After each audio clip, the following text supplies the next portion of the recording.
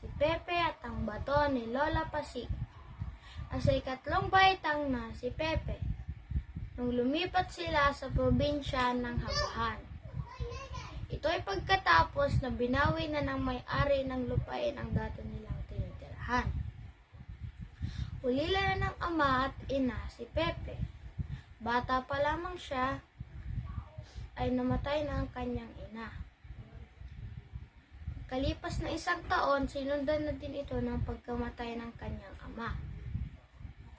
Subalit, hindi may kakaila na sabik sa pagmamahal ng ibang tao si Pepe. Pero si Lola Pasing lang ang nagpakita ng pagmamahal kay Pepe.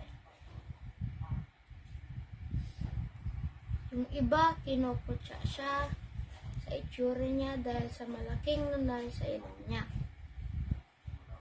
Pepe, pangit, lumabas ka dyan. Makilaro ka sa mga kalabaw sa sapa, sigaw ni Fredo. Isa sa pangunahing nangungutya sa apo ni Lola Pasing. Napapansin din ni Lola Pasing na nagagalit na minsan si Pepe sa kakakutya ni Fredo sa kanya. Gusto ni Pepe na lumabas at patikimin si Fredo ang muka.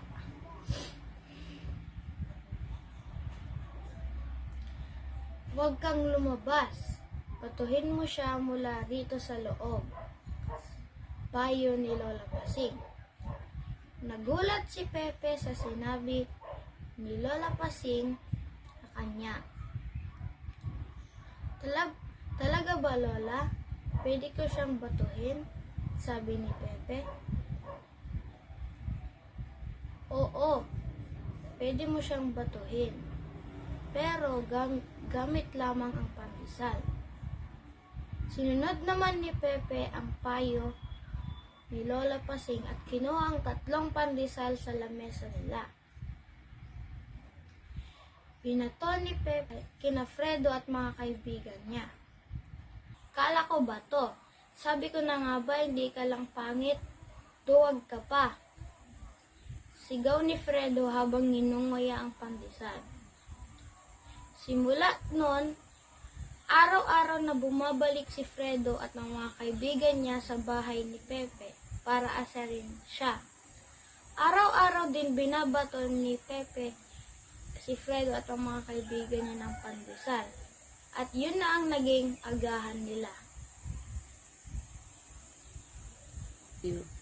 Thank you.